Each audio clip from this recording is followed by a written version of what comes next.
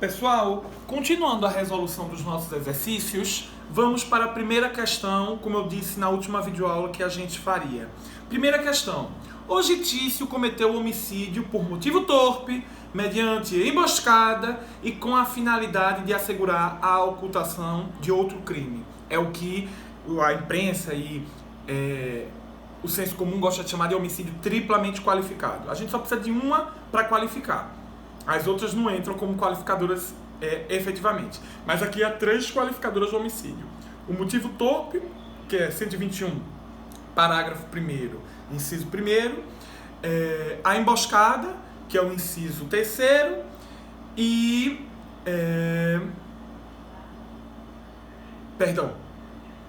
Temos o motivo torpe, que é o inciso 1º.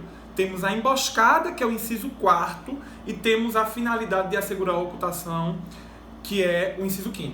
Porque assim, o homicídio qualificado, ele está assim, artigo 121, parágrafo 2º. No inciso 1º a gente tem a mediante pago ou promessa de recompensa ou outro motivo torpe. No inciso 2º, motivo fútil. No inciso 3º, o meio insidioso cruel, como asfixia, fogo explosivo. No inciso 4º, a emboscada, dissimulação, a traição, outro meio que dificulte a defesa. E no 5º, esses para assegurar a ocultação ou a vantagem de outro crime, a impunidade de outro crime. Então aqui a gente tem 3 qualificadoras. A do inciso 1, a do inciso 3...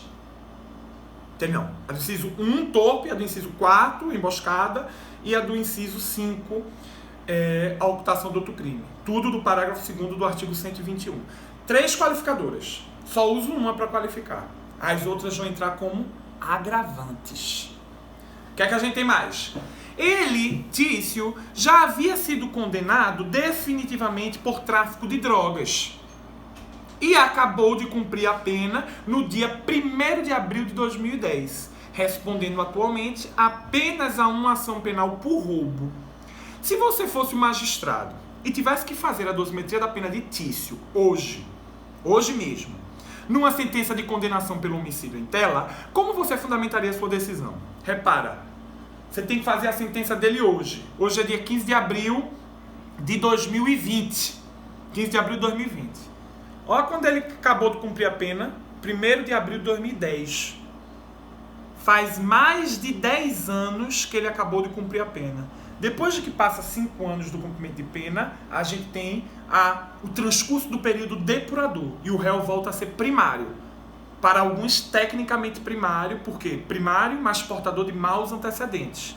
Para outros, primário portador de bons antecedentes, porque o período depurador, que depura a reincidência, também depura com maior razão ainda os maus antecedentes. Lembram que tem essa controvérsia? A segunda turma do STF considera, tem precedente nesse sentido, e também Salo de Carvalho pensa assim, Bittencourt pensa assim, que esse período de 5 anos depura a reincidência, o réu volta a ser primário e ele depura também os maus antecedentes. E já a outra parte da jurisprudência, a primeira turma do STF, por exemplo, e outra parte da doutrina que vai dizer, não, o período depura de 5 anos do cumprimento de pena, depura a reincidência. Mas não há nada da lei, porque está no artigo 63, 64 do Código Penal, mas não há nada na lei sobre depurar os maus antecedentes. Então eles permanecem. Daí porque há 2 respostas possíveis, de fato, para essa questão aqui. Vamos responder. Primeira, a mais benéfica ao réu. Aquela que considera que esse período de 10 anos, de mais do que 10 anos e alguns dias, que ele depura tanto a reincidência quanto os maus antecedentes. Lembrando que o fato dele estar respondendo a uma ação penal por roubo não pode ser considerado para o seu prejuízo. De acordo com a súmula 444 do STJ, inquéritos policiais em aberto e ações penais em curso não podem agravar a pena.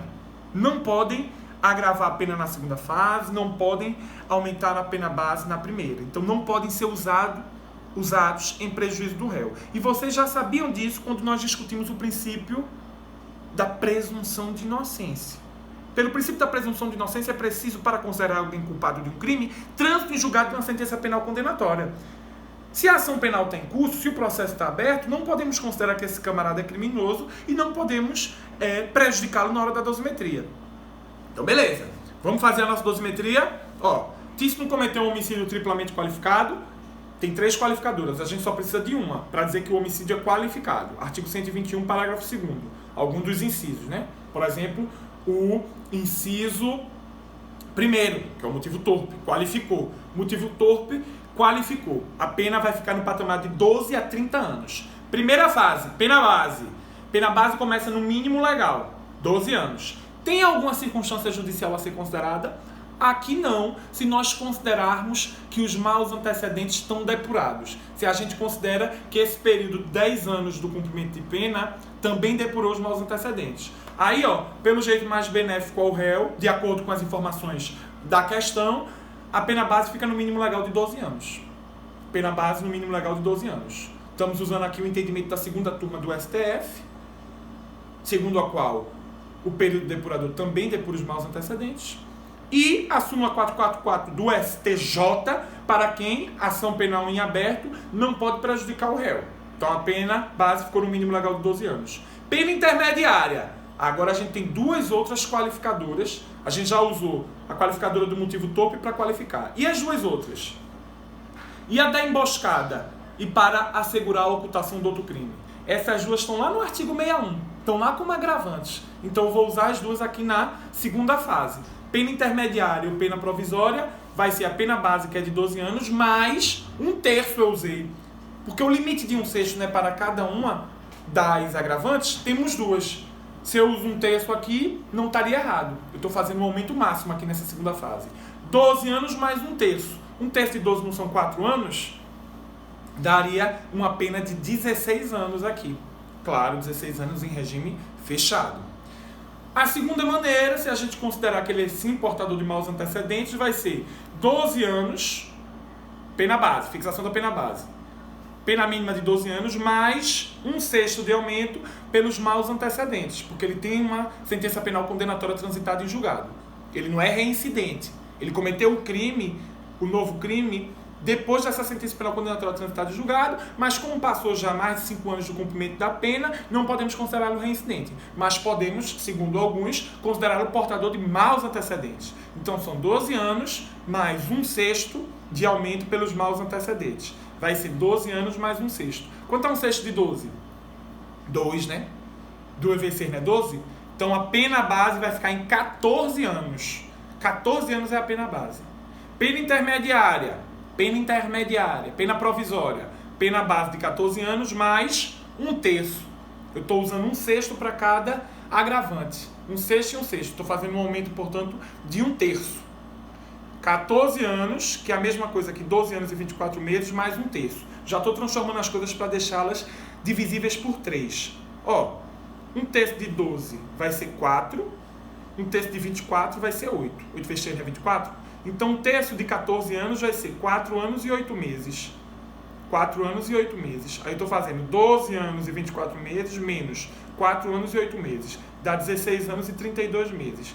Transformando isso aqui, ó, a gente vai ter 32 meses, não são 2 anos, 24 meses, 2 anos e 8 meses. Aí a gente vai ter uma pena final, então, de 18 anos e 8 meses. Tá vendo como fez diferença quando a gente considera que não há maus antecedentes, quando a gente aplica aquele entendimento mais benéfico ao réu, a pena fica 16 anos. Quando a gente considera que há sim os maus antecedentes, a pena pulou para 18 anos e 8 meses. Ficou bem maior, naturalmente também em regime fechado. Não vou fazer daquela outra forma do MPF, se alguém quiser, faça, as contas ficam um pouco maiores, é possível fazer também, desde que justifique. Não considero correta. Essas 2 aqui, as 2 são possíveis para mim, como respostas. Aquela do MPF eu não considero correta, pessoalmente, como jurista, mas se algum de vocês utilizar na prova, como a gente tem uma justificativa, uma cartilha do próprio MPF, como temos autores como Guilherme de Souza Nunes também defendendo aquela posição,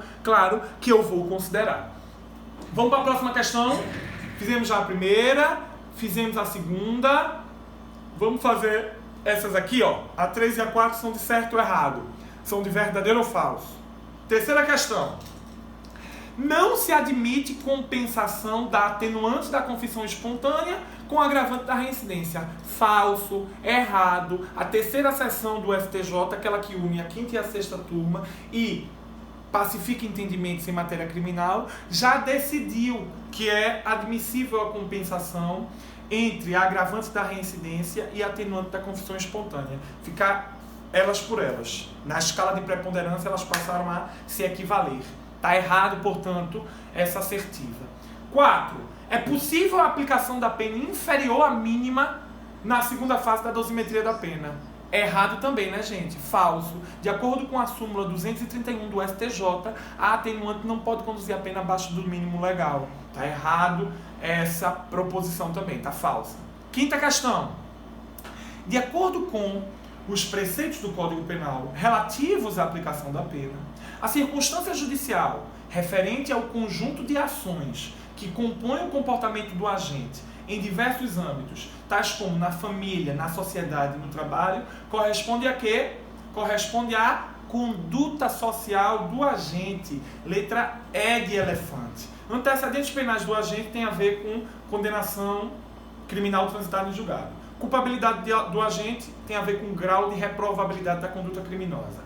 Personalidade do agente é o retrato psíquico desse agente. Circunstâncias do crime é o modus operandi do agente na prática do crime. Então, a conduta social, que é a sua atuação na comunidade, na vizinhança, se ele é um bom pai, se ele é um bom cidadão, trabalhador, paga seus impostos, esse tipo de coisa, aquilo que os advogados na prática costumam tentar demonstrar através das chamadas testemunhas de beatificação. Lembra que eu falei delas? Então, aqui, ó, o conjunto de ações que compõem o comportamento desse agente, que não tem nada a ver com crime, nos diversos âmbitos, família, sociedade, trabalho, corresponde à letra E, a conduta social do agente. As próximas questões, a questão 6, a questão 7 e a questão 8, eu farei na nossa próxima videoaula, para tentar deixar os vídeos mais curtos e a gente não ter tanta dificuldade em baixar, vocês aí também para poderem assistirem. Os vídeos não tão compridos, ficam mais fáceis aqui pra gente. Um abraço.